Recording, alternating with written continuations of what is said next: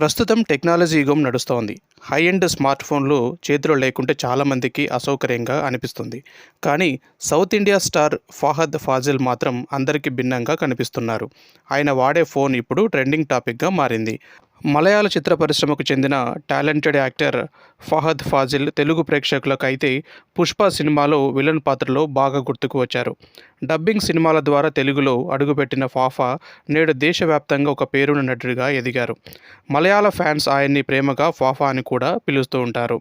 సాధారణంగా ఎవరికైనా keypad phone అంటే పాత మోడల్ అనిపిస్తుంది. కానీ ఫహద్ వాడుతున్న ఫోన్ మాత్రం మామూలుది కాదు. ఆయన వాడుతున్న ఫోను యూకేకి చెందిన లగ్జరీ బ్రాండ్ వెర్తు కీప్యాడ్ ఫోన్. ఇదొక పాత మోడల్ అయినా దానికి ఉన్న విలువ మాత్రం ఆశ్చర్యపరిచేలా ఉంది.